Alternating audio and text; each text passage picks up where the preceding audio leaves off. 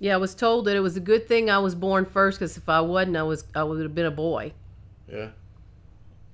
Because all the rest of them were boys. I really thought that when I had one born on my birthday, I'd get a sister, but I got another brother. Well, we didn't try the same way. I guess what it was. You got what you we got got. on the wrong side of the bed that time. Mm. Well, it wasn't so bad. I got to have my own room. The question you raised about the going French, we'd get punished, yes, but that happened from the first grade to about the third grade. By the time the sixth and seventh grade came up, that had changed, and we were allowed to be taught French. Really? Yep, that's what happened. So y'all were taught Parisian French? So or... I took French 2 years, sixth and seventh. Mm-hmm. But that was the Parisian French, the more formal one? Whatever that was in that book, I don't know. It was not the same as what we talk over here. This is Cajun French. But then there are different dialects of Cajun French. Mm-hmm. You can go to Lafayette, you can go to Laurelville or whatever. It's different areas. Homer different. New Orleans definitely different. That's a mixture over there, like Paris is. Mm-hmm. On the French deal, when I was in Africa, the old man I worked for was a civilian from France. And he told me he was from Bordeaux. He and I talked the same dialect. We got along real good. And I told him, I thought Paris was the real French. He said, well, no, it's a mixture of everything. Mm. So that was a good experience. But it helped taking the 2 grades of French. It helped me along with the different dialects, I guess. Well, I know when we were growing up, we'd hear you talking on the phone, and you would start off talking English, and then all of a sudden you flip over into French. That happens all the time around here. And then we'd hear one English word thrown in there, and we'd say, well, why was that not a French word? And you say, well, we don't have a French word for that, so we have to use English. Yeah. That's still going on here. Probably going on everywhere in Louisiana. Mm-hmm. And Papa didn't, I think Papa understood a lot more English than he let on. Yeah. But he probably just, I don't know, maybe he's a little embarrassed to speak English or something, so he spoke English about as little as he could get away with. I don't know, he might have been bashful about it. Mm-hmm. That's what I think. On him, while you're bringing that up, if he'd had, just like my father-in-law, if they would have had education, I think those 2 would have gone way up higher. The intellect was there. Mm-hmm. But education, you need formal education to push it forward, that's all. Well, Pierre Part, when they were, when he was a young child, I'm sure it was a backwater that, you had the boat that would come for church once a week or once every few weeks or something like that. Yeah. I used to hear stories about that. So, well, the priest used to have a boat.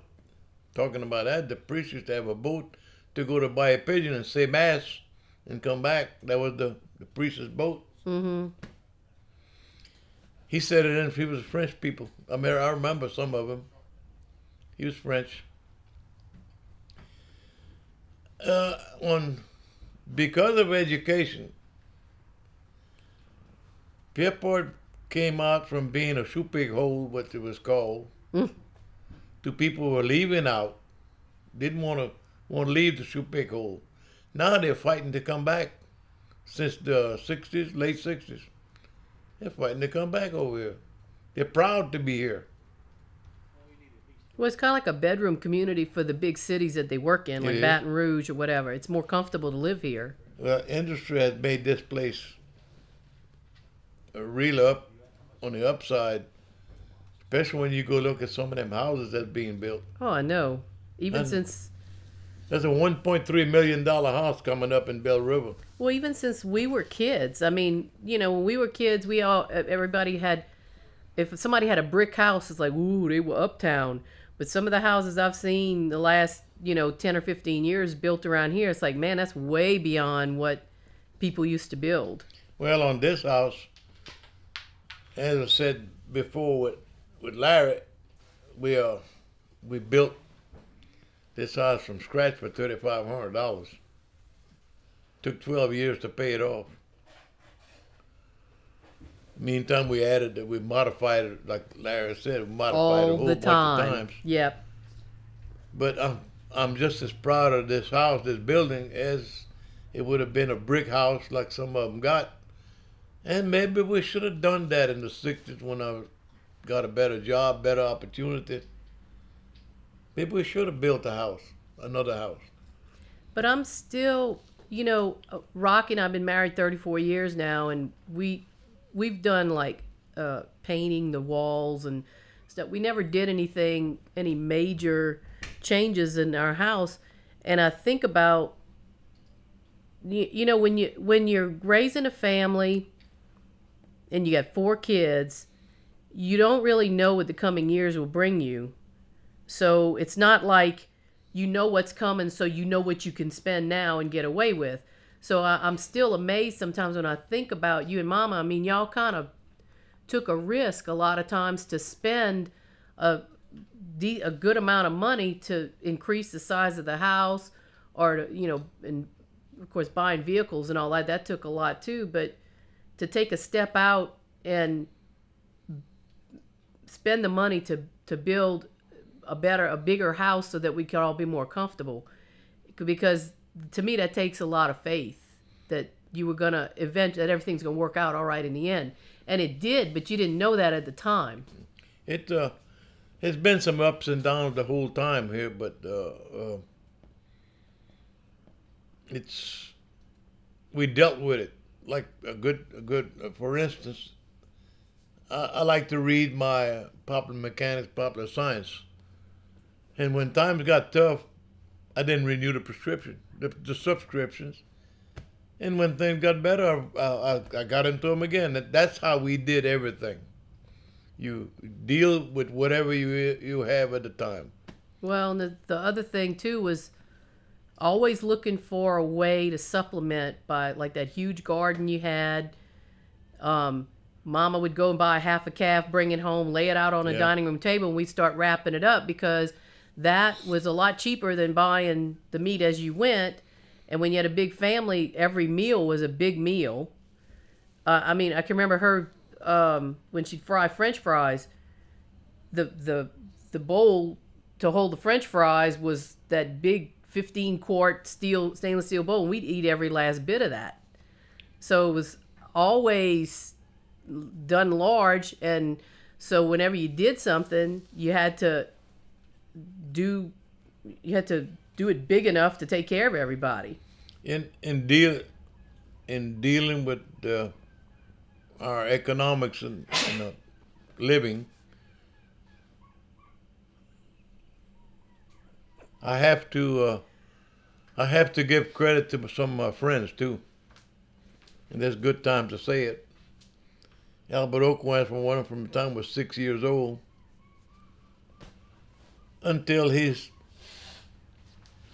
started turning the other way, and then I backed off. I'm not going to go into that, but he was of a good help to the family, like Larry and Gary and me, and several of them, Tom Mobile, and Hubert and Ellen, Gerald Boudreaux. That's over the years. That Gerald remarked on that the other day, how long that we've been associated together and the things that have happened. He's come over here with problems of his family that he had, that we talked. It's kind of like I was his advisor at the time, he told me. Mm-hmm. And he really appreciated that. But my expertise on that was not professional counseling, but it came from everyday life, being a deputy sheriff. You ran across these things all the time. Well, and I don't. I think families can't. It's really too hard. Going from one day to the next is you can't do it all by yourself. Mm-mm. No. And when you have good friends to help you, it's just. And then you help them, they help you, and when you're a good fit, it's just a comfort to have those other people. This opportunities come and go. I was deputy sheriff at the time. I'm at Albert Oakwan's Mercury shop, outboard dealership. Ruben Sidetal, a friend of mine, and I've known for years, not an acquaintance more than a friend, and Herbert Rivera dropped in one day when I was at Albert's place. He said, "Jerry, do you like what you're doing?" I said, "Yeah, I do, but it don't pay much." And he said, "Well, what do you know how to do?" And I didn't say anything. He said, "Well, do you know how to plumb or pipe fit?" I said, "No." "Well, what is something else you do know?" He was digging. I said, "Well, I was an electrician on the aircraft while I was in the Air Force." Never heard no more from him that day. 2 nights later, I get a call from the superintendent at Dow over there working for Best Electric. Says, "Ruben says you know something about electricity." I says, "Yeah, I don't know what he told you," but I says, "Yeah." He said, "Well, if you want a job, just go to the hall, $9.95 electrician, you in the hall, and to get a referral. And then you come back by Dow, by the gate, one of the gates over there, and I'll pick you up." I did that. On the way from the gate to the site, I told him, I said, Nick Taylor was his name. I said, "Nick, I don't know what Ruben told you, but I said, I have never been in a plant before. And I have never wired a house or do commercial work." I said, "I was in the Air Force working on the B-52s and the B-47s and all that." He said, "Well, you know the basics." I said, "Yeah." He said, "I tell you what, if you don't come out good in my way of thinking, I'm going to ask you to go in 30 days. And he said, if you don't like it and you see you don't want to, you can leave in 30 days. Everything, the feeling's mutual." Well, I made 21 years at it. Good man. Later on, about 3 years ago, Dick calls up, and I hadn't seen him since the 60s, after I worked with him for 9 months. "Are you Jerry Landry?" I said, "Yeah." He said, "Electrician?" "Yeah." He said, "Well, I just wanted to know if you needed any help from the impending flood that's reported that could be." He said, "Are you going to be affected by it?" I said, "Not yet, and I don't think so, but we never know." He said, "Well, the reason I'm calling is we're going to give you opportunity I got a lot of property out there in Kenilworth. And he said, you and whatever extended family you got can come over for the time, whatever time you need." "Boy," I said, "Nick, you know what you're doing?" I said, "That don't happen every day."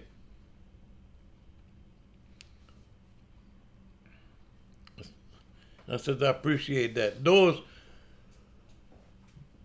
Now, I'm not a friend of his, but I worked for him, and that's all I presented to him. So I'm proud of that he came back years later. That's very generous. Yeah. We're in 2015 when he called him about it.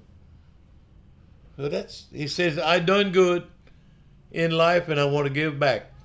And I said, "Well," I said, "I knew him to be that kind of person." And then you got to thank Ruben and Herbert for giving me that opportunity to raise my level of finance from $300 a month to quickly go to $475 an hour. And that's from then on, we were in better shape. I can remember. It made me give us the opportunity to help my kids go through the college that they went through, and we wanted that to happen. I can remember times too when you'd work a ton of overtime, and I don't know what the wage brackets were at the time. It might have been like, I don't know what tax bracket you were in. It might have been 50% during those years, but you would work a ton of overtime, and then you bring your check home. It's like, where did all my pay go? Because you'd work your butt off, and then the taxes would eat it up. But I've enjoyed my works, the deputy sheriff job and also the electrician. I've enjoyed working at it. That's the two things. Both of them dangerous. Yeah. I dealt with them. People don't think deputy sheriff jobs are dangerous. No, But one of the you don't know worst what you're things working that- into. Well, the worst thing you can get into is a domestic call to go on. I handled many of them. Yeah, you don't know what you're walking into. But that's why sometimes I think, like I heard one of the kids say that I wasn't around much. And that was one of the reasons. I was working 2 jobs at one point for 2.5 years. Sometimes the jobs were, the construction job was from 7 in the morning to 3:30 in the afternoon. By the time I get home, try to go to sleep about 5. I think it's 5:30, something like that. And then get to go to work at midnight for the sheriff's office and work till 5:30 in the morning. Mm-hmm. On the weekends, I think. Yeah. And that construction job wasn't that easy. It was, And then that all of was a in the heat sudden, and this everything. was going pretty good. All of a sudden, the job I get on was at Kaiser Aluminum. All of a sudden, the job goes on 7/12. I tried it. I wasn't sleeping no more than about 2 hours. So I told the sheriff, I said, much as I like the job, I said, I can't do it no more. I'm going to quit. He says, okay, but why don't you just go ahead part-time weekends, handle things over there, because I got a bunch of new people. He said, would you want to do that? I said, yeah. So I tried that for a while. All that went into 2.5 years. And then, at politics as it is, I got demoted for pushing the not people, the ballroom not serving liquor to the kids. Well, the sheriff demoted me from assistant chief deputy to part-time. He's stepping on the voters' toes. Yeah. So he says, you're a good deputy, but you don't understand politics. I told him, thank you. That's the best compliment you can give me.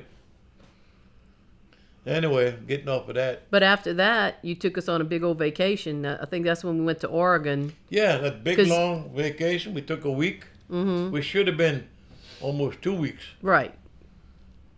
We stopped at every state capitol, whether it was night or daytime, and took a picture. And took a picture of the signs going into that. Yep. We got to see the Pacific Ocean. We didn't realize it was going to be that cold. We went to stopped in Albuquerque to see Gabriel, who used to be a neighbor of Joanne's in Houston. We stayed there a few hours. He took us up on Mount Sandia, which is 10,800 feet, I think. At that time, Gary, if you can picture this, we're at the ledge with a barricade. What was he, about 5 or so? Yeah, looking over Albuquerque. You see a plane that's below us, way in the distance, because we're high up, landing on the airport. I'm looking at that, and all of a sudden, Gary is got underneath the barricade, and he's about to fall on, which would have been about 500 feet to the next step before it goes all the way down the mountain. I grabbed him at that time. Again, I grabbed his butt, pulled him back. Whew. Boy, I look at Joanne, I said, man, that was a close one. He's curious. Mm-hmm. Like in everything else, like breaking into phones and everything else, but opening up there. That's him. Mm-hmm. There's positives in that though. That's why he's where he's at today. Well, we still laugh sometimes because if you got something sitting there, some piece of equipment, the first thing he'll do is walk up to it and start fooling with it. He What still did Larry does say that. What did Larry say last night when we were talking about the wash machine? Larry and I have been looking at that thing for a couple of hours, trying to figure it out. Here comes Gary, looks at it for 5 minutes. Well, that's got to be for shipping. That's that brain. Just like that. Yeah. I say I know my kids good. Those two, Larry's an engineer, Gary's a maintenance. He gonna make do something, get it going, and you're not gonna on a job. You're not gonna lose no money because of downtime. He gonna keep you going. Larry will stop everything and get it right correctly, like it should be, whatever time it takes. But the parts get there. That's how I see it with both of them. And Barry's going to email everybody. And Barry, Barry has surprised me a little bit in the ways that, not really. He surprised me in the way that he's becoming a maintenance person to maintain everything around him. He wants to do that, but he's developed to what he's got today. He developed it on his own. He worked it. Well, and he developed leadership capabilities where he knows how to deal with people. He had a lot of help along the way, but he's the one that pushed it. And I'm proud of my only daughter too. I always say that. I got a top office personnel, and I got I mentioned the 3 boys, what they do. I said, what else? I said, whatever little bit we did to get it there, I said that we're proud of that. Well, they've been, especially, I got married at 24 and moved to Houma, and new husband, new place to live, town to live in, completely new job, new friends, new everything, and it was a little tricky at first because I was not with anything familiar, and I can remember going, and not really tough situations or whatever, but I can remember trying to make decisions about certain things, and I remember thinking, "No, okay, what would Daddy say I should do?" There was a lot of times I had that thought because I hadn't really developed my own preferences on my own because I hadn't been on my own that long, but I would always fall back on that about what would Daddy tell me to do about this. Well, it goes back what I want to say. Y'all heard me say this. That's part of it. When you and Rocky got married, I wasn't too happy about the place that y'all stayed. And if you remember, I asked y'all if you need any more money to move out of this area, because it was an industrial area. I said, I'll help you out for a while with that. Actually, the office I'm in today is next door to that. I know that. But then y'all moved into a trailer, and that was a good area. Mm-hmm. So, but what I'm getting at, you don't, even after the kids move away, you don't drop your interest and your concern. It gets the same way. You keep on there, but what happening, you can't change anything, but you're still concerned about it, and it goes all the way through the kids and the grandkids. I mean, you never lose. I don't, and your mama don't lose that concern, even though we can't do it the way we think it ought to be done, because that's not ours to do no more. But the concern is there. Well, you said one time that you feel like nobody comes to you for advice with all your years of wisdom and experience and all that. And I said, my answer to that was, well, we pretty much know what you would tell us because the way y'all taught us, we knew in answer to a certain situation, this is how y'all would see it. And so we may not come to you to ask, but we would take that into account making decisions, because we knew that's how y'all saw it, and y'all had been through, a whole lifetime raising kids and maintaining a household and careers and everything like that, we kind of knew what the answer would be already. We never had a list of how to do. We learned along the way. Well, we kind of did the same thing. Yeah. And that's really the best way. You don't want to do the same thing over and over again, because it's going to get dull, so you do it your way. I don't think we've interfered too much in your lives. No. But to go back to when you were talking about opportunities, you think of something as a small thing that becomes something much bigger. I think sometimes of how different my life looks than it maybe would have if I hadn't played a musical instrument. Because at the time, I was being the oldest. I floated that idea of wanting to play in 4th grade, because that was the first year we were offered to be in band. And I guess y'all were kind of wanted to see how serious I was about it. And I didn't push it too far, so y'all just kind of let it go. But then in 5th grade, when I brought it up again, y'all decided to take a chance on buying me a flute and letting me take band and everything. And that was, with three brothers behind me. I mean, that was because you want to try to do for all of your kids. With 3 brothers behind me, that was kind of a reach for y'all. But what happened was it kind of started. All of us ended up playing an instrument at least through high school, and it opened up another world for us, because I think back on it, I probably wouldn't be married to the man I'm married to now if I hadn't been in band, because I met him at Nichols while I was in band, and that's how we got to be close and we got married and everything. But there were a lot of, there were music festivals I went to, and I think in a lot of ways it broadened my life more than it would have been just taking academics. And it gave me a different way of thinking. So just that one little decision of saying, okay, we're going to buy you a flute and let you be in band, that probably not only changed my life, but it probably changed my brother's too, because who knows if they would have pursued it if I didn't. And all of us went on to all of us married somebody who was in band, except for Barry. But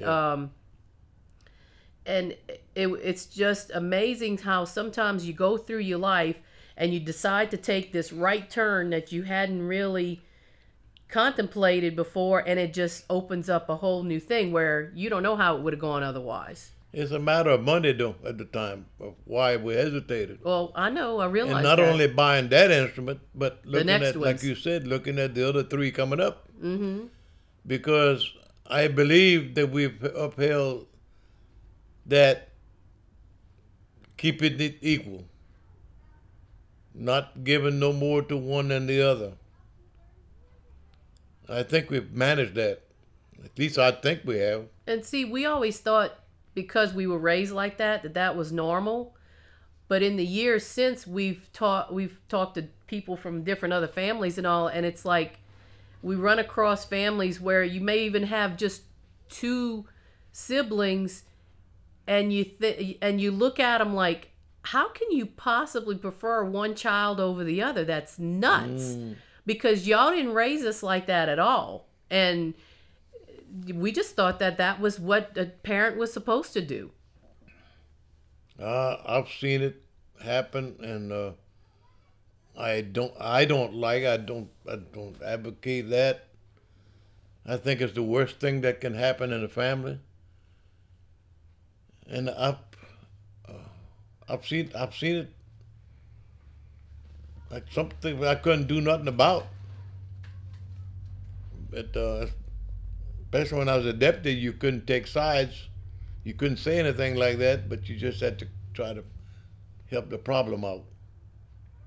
And that's not an easy thing. I mean, we only had the two kids, and even then, when you only have two, you think that would be easy to keep things even, but y'all had four, and trying to keep everything kind of fair, that must have been pretty hard to do, especially when kids are going through different stages at different times. Well, I'm the only one in the family until 7 years old. And then Charlene came into the family. And at some point, I know Daddy used to take care of Charlene take more care to Charlene. And I think it's because I could do on my own, and I showed that I could be on my own and independent, and she couldn't. Mm-hmm. I think that's what it is. But that has not stopped me from treating her like a sister. And it's still going on today. Mm-hmm. But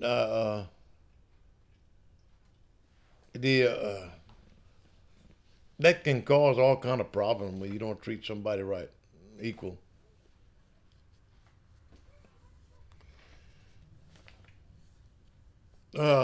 Yeah, you met Rocky. He's one among many. Okay, we like him. I appreciate him more than I ever have. Huh? I appreciate him more now than I ever have. He's a foundation, really. I mean, he's who he is, and there's nothing wrong with him that I know of. Well, dealing with our kids, especially with Kathy, he's been the rock. He really has. I think, without going too deep in that, I think you'll handle it about the best way you can with what you got. Yeah.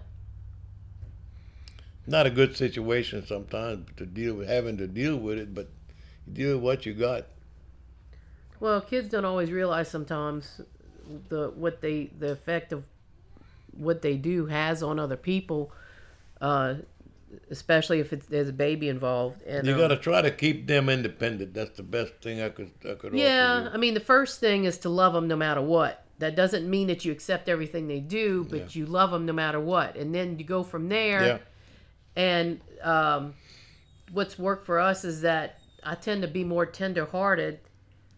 So Rocky kind of keeps me grounded on the principles, and it's worked for us.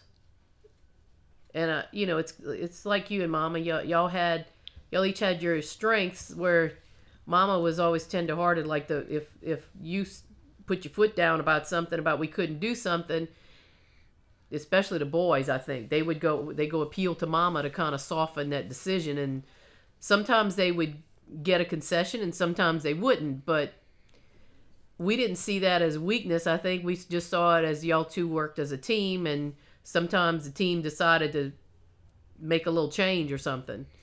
It took me one time, an incident, it took me about 3 or 4 seconds to whip you behind, and I had to spend the next 2 hours sitting next to the bed talking to you. You remember that? Yeah. The only time I ever whipped you. Well, I don't know about that. I don't even know why. Now, I don't know about that. Might have been the hardest you ever whipped me, but I used to get my whippings right along with the boys. Yeah, but I didn't do it. Your mama did. Yeah, because sometimes it's just easier to whip everybody. And well, we were always, it was the four of us, and we'd get involved in squabbles. But the feeling in here was, that's my little girl, I whipped her. I stood, remember, I don't know if you remember, I sat on the side of the bed talking to you for about 2 hours. I don't remember how old I was. That sticks with me. Still sticks with today. I knew I'd done right, but I didn't like what I did. Many times I've done that. Well, on a lot of things. I'm seeing Barry's kids at the ages they are. They're like 11 and 9. Emily's 11. The twins are 9, and I see that little pick on each other.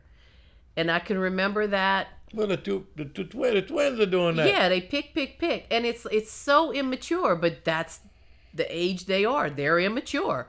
And I can remember us going through it, and I can remember Mama going to do errands, and she'd leave me in charge of the boys. Ooh. Well, the first thing that would she, and she's doing the best she can with this situation. She needs some sanity, so she needs to go by herself instead of dragging 4 kids with her. Well, as soon as she would leave, Larry especially informed me that you think you're the boss of us. I don't think so. And they proceed to do whatever they wanted, and I would fuss, and Larry and Gary would stick together, and then you had Barry that was always running behind them trying to get included, and they didn't want him to have any part of what they were doing because they were bigger, and I'm trying to keep the peace, and probably was lording it over him a little bit too, because of course I wasn't, I was immature too. So those years were something else. When Mama would leave, it was like, oh boy. And now that I've been a mom and raised my kids, of course I worked full time, but there was still times where I gotta go. I want to go to the store and be able to think about what I'm buying. And if I bring a kid with me, that is not possible, because I'm gonna have chatter, or distraction this and distraction. So it took a long, when you tell your kids when you're raising them, you'll understand one day. Yeah, I get it now. And so when Kathy talks to me about Eddie and he's everywhere, I said, yeah, I know that. You just got to deal with it. Talking about shopping. The worst thing that can happen to me yet still going on is me going in the store with your mama. She's everywhere. She's everywhere, and she's got to get everything. Like she goes wild in there. She's got an agenda, and she's got to get absolutely every last thing on the list, or it's not done. Whose mama is she? That's Larry's mama. Yeah. It's funny because some of the I know my brothers pretty well. I'm close to each one of them, but in just a little different way. And then I look at their kids sometimes, and I see them in their kids, and then I see them in y'all, and it's just funny. And it's stuff people do, and they don't even think about it. It's just who you are. Yeah, I like all my grandkids. And like you said, even the ones with the blue hair and each one of them different. The nose ring and all that, Yeah, even that. I've gotten to where I don't even see that anymore with Kathy. I'm just hoping someday she'll take all that stuff off and be herself. She's a beautiful little girl. She's just not letting it happen. That's the way I see it. But what I told Mama one time is Mama would look at her like, what? And I'd say, Mama, that's the same little girl as she was when she was 2. She's always been the type that's just got to be noticed. And the way to do that is how she looks now. And she don't need to do that. She doesn't need to, but that's her. She doesn't know that. She doesn't realize that she doesn't need to do all that. But she's being her, and so we just love her for who she is. And I never could understand the change. Her being an altar girl and working with the Boy Scouts, and then all of a sudden end up a complete change. But she's going through her questioning years. I think give it another 10 years, I think she'll come out of that. You just got to give her room. That's what we're doing. We're giving her room. Yeah. And Michael, we're very proud of him. Yep. He kind of began to be like Barry was. He's got his own mind. I think he's going to develop himself like Barry did.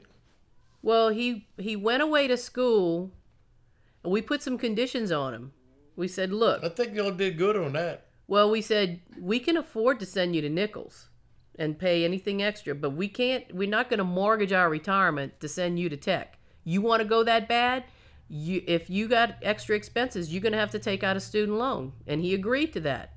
And he went, and managed to graduate in 4 years, I was astounded because there's so many kids these days, it takes them 5 and 6 years, especially when you know they don't have the structure of home. Because I still tease him. I said, he came home during the summer while he was still in school, and I said, what happened to that outline of my foot on your butt? He said, it's still there, it's just kind of faint. Because as much as I used to push him when he was at home, I mean, I'd sit there when he was in high school. I would get up in the morning. I would sit on the sofa with a view through the front door with the door open, waiting for the sound of the bus to come down the street so I could yell, "Bus!" Because he was still in his room taking his good old time putting on his shoes, and here he comes sauntering up the hall. He had the bus driver trained to wait on him. I'm like, dude, how are you going to exist without your mama to push you? Well, he managed. Yeah, he's got a lot of Rocky in him on that part. He's got a lot of both of us. Yeah. He's got that part of Rocky, but then he's got the questions he asks me and the way he talks to me sometimes. I hear my logic in there. So he's kind of got He's lot on of his both way. of us. He's on his way. I like what I hear presently, what he's doing, going through. I think he's more than just a worker, because he was accepted there, what I understand, on his new job, that the man didn't need no help no more, but he's going to take him in because of who he was and where he come from. And he's, what I heard anyway, he's operating different machinery. He's doing a lot of different things that the boss are putting him through. I think they're checking him out. He's going to end up being a supervisor of some sort. Well, that's what he's working on. Yeah, I think so. And that's good. But I think... At home, you can't ask for better. Well, when you talk about how friends help you, Rocky and I worked full time, so I felt like my kids missed out on me being home. But what we did to compensate that is we pulled other people in to help us finish raising our kids.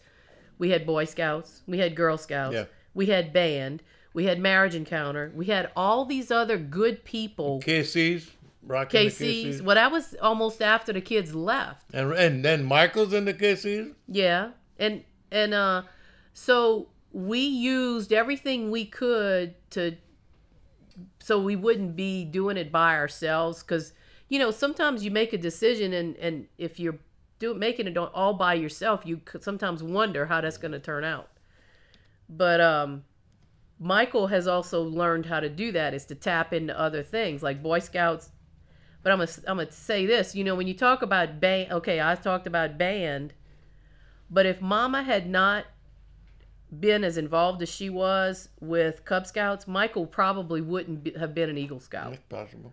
Because I had so many memories of that when I was a child helping her, that when he had an opportunity to be in Scouts, he not only joined, me and Rocky dove in head first.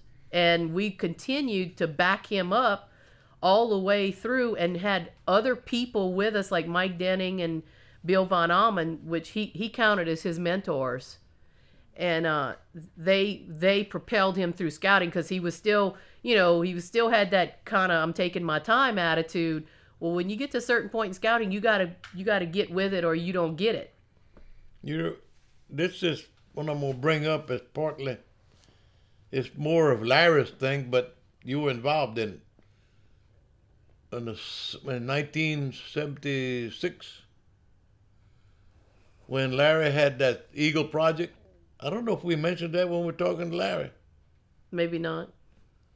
It's a major thing. The whole family participated in that, and I think you were the librarian, because you had to identify every item that we would get from people in the area to show at this. It's kind of like a museum-like atmosphere at the parish hall. I used to and get... you had to categorize everything and make sure we could bring it back. I used to get in the truck and take Mama with me to get these old pictures and old items from the old people, because I wouldn't have been able to get them to trust me with that.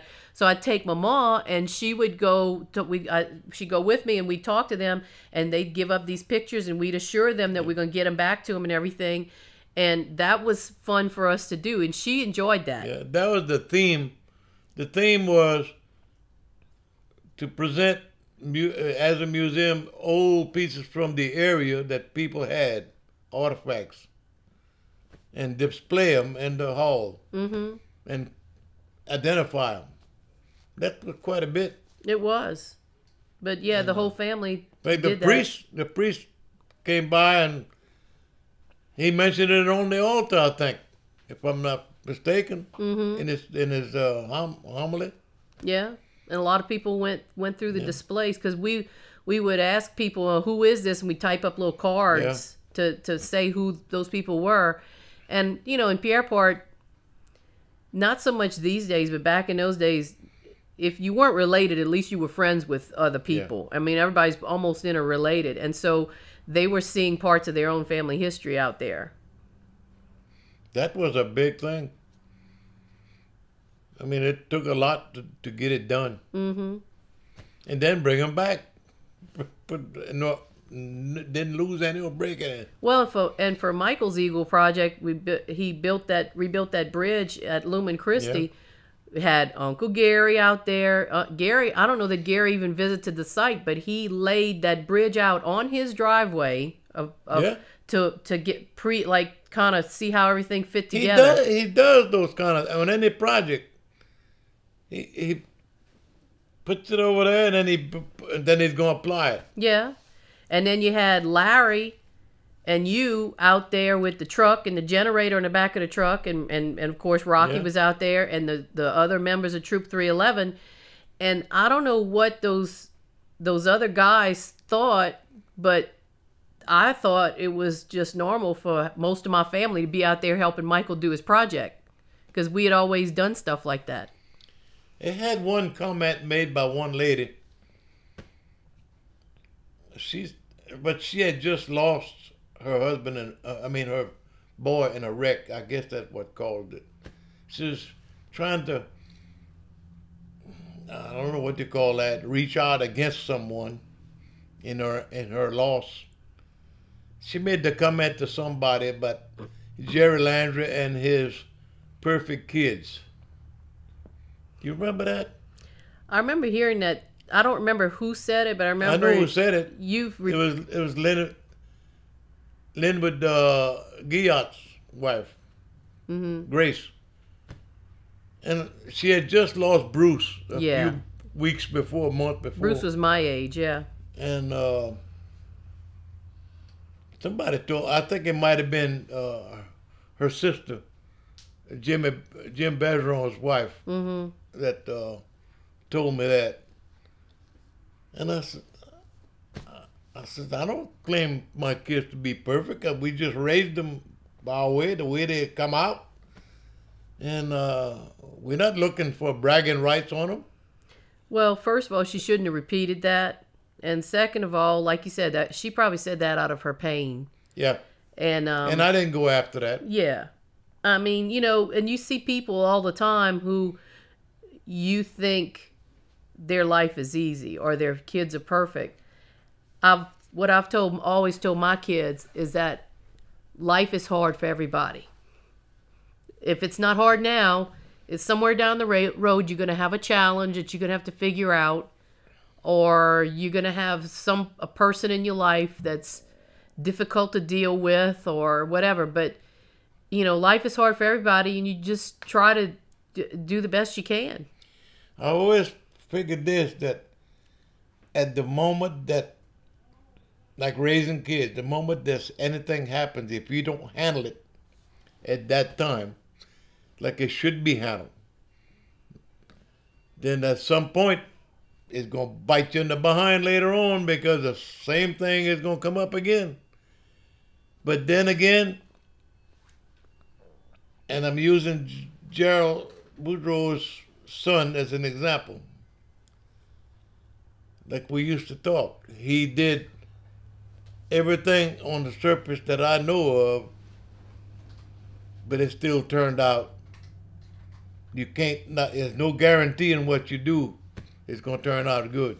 Well, when we were growing up as kids, I can remember other kids our ages, you know, I'm talking about like teen and young adult on up, who were doing things that probably were destructive or not good for them or something like that. And the first thing you'd always think is, well, gee, how did their parents mess up on that?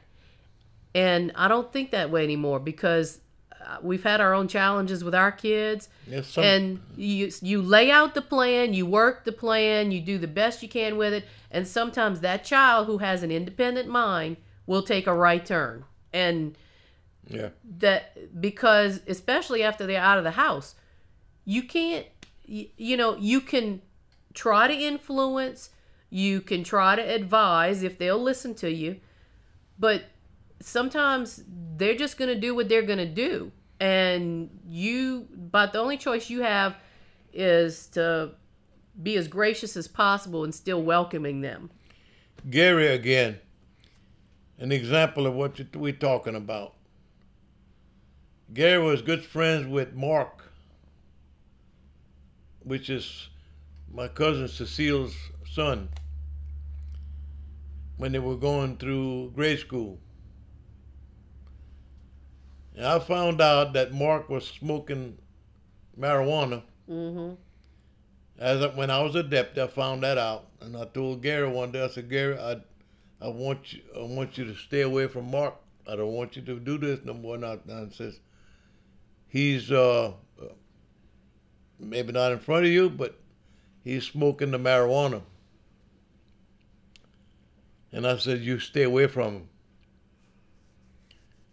That the next day I get a call from his mama. Why don't you want to let your son associate with my son? And all I told her, I said, you need to talk to your son and you'll find out the reason. And I said, that's it. I'm not telling you no more. Because that kept me from getting involved in her business. And I'm taking care of my son the way I think I got to do. I'm going to do what I got to do. Mm-hmm. Whether it's unpleasant or not. And that's, now Cecile, I don't know how the boy turned out all right, I understand. Doing real good. Sometimes it's just a phase, But you know, never know. It's a phase he was going through, but I could not let my son knowingly get involved in that. Mm-hmm. And I didn't think for 2 seconds before I made that decision. That's it. I didn't ask nobody. I didn't even talk to your mama about it. That was it.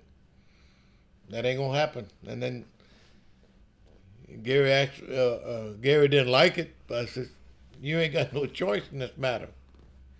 I'm raising you. I'm teaching you. You're learning. When you get old enough, you'll be on your own. That's the thing about raising kids. You do not let them tell you how they want to be or do things. You tell them because they're learning, you're teaching them. It's your duty. I don't know where I learned that at, because Aunt Nook told me I wasn't going to mount to a hill of beans. Well, I was just sitting there thinking about Grandpa Simon. I wish I still had that cassette tape. I had a brand new tape recorder that y'all bought me for Christmas, and we went over there one time, and I asked him, I told him, I said, I want to record you speaking French on my tape recorder. And I didn't quite understand everything he said, but it was this nice little speech that probably took like 30 seconds or whatever. If you didn't take that tape with you, we probably still got it here. I don't know, but he's been gone a really long time. But he struck me as, you said he was a little bit canaille, you know, kind of. Yeah, but he was kind of that Southern gentleman type Because Grandma personality. thought he was fooling around on her. Oh boy. Well, he had that personality where he could talk to most people and everything. Very, very good to talk to. And when we went over there, I always felt welcome, because he was up in years, and we were kids, and you know, kids are already kind of antsy and stuff like that. But I felt like he was always glad to see us. That reminds me, on the Blanchard side, I talked to Gino Blanchard. He's a genealogist. He's really into it. And he told me the Blanchards all go all the way back to 590 in France. That's a long time ago. It's amazing he can track it that far, Yeah. but with records and all that. So, being part Blanchard, I guess, I'm part of it. I've thought about that house over the years. I'm sure it's probably gone now because I think you even said it was What termite house? ridden. The house that great grandpa had. Yeah, it's gone. That's what I figured. But I can remember going there, and by the time we went there, there was a garden, like a flower garden in the front that had these big bushes and flowering trees and all in it. And when it was first planted or years ago, it probably was beautiful, but because they were elderly, they didn't keep it up anymore. But I can remember walking through there and thinking that must have really been something in its day. Yeah, a bunch of trees, a tree line going to the road from the house. Mm-hmm. To the main road, 308. That was Bell Alliance. Was his house kind of a plantation type house? Yeah, Or it was made like a plantation type house, high off the ground. so how old do you think that house was? Yeah, hard to take a guess on that. Because it looked like it'd been added onto at one point. From now, it would have been close to 200 years old, I guess. You were saying you didn't quite know how he came about getting No. that property. I don't know how he bought 350 acres. Did you ever ask Gilbert that question? Gilbert might. wouldn't know, I don't think. You don't think so? Because he wasn't he involved in that land later No. on? No. No. Because Grandpa helped his daddy buy the piece of land they own by halfway plantation over there.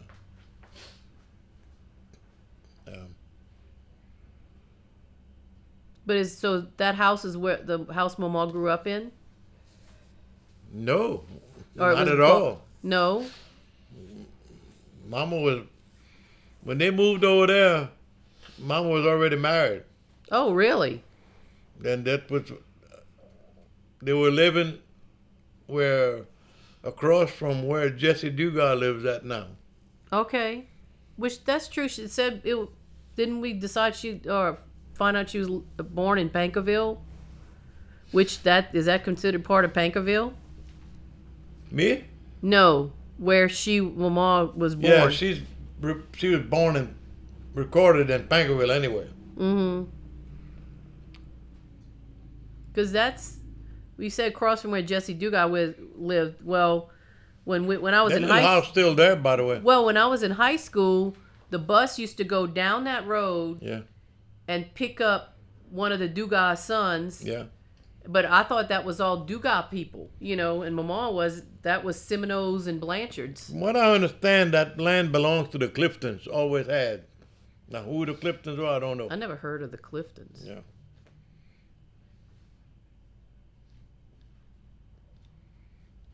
So, how much longer you want to go on this? Just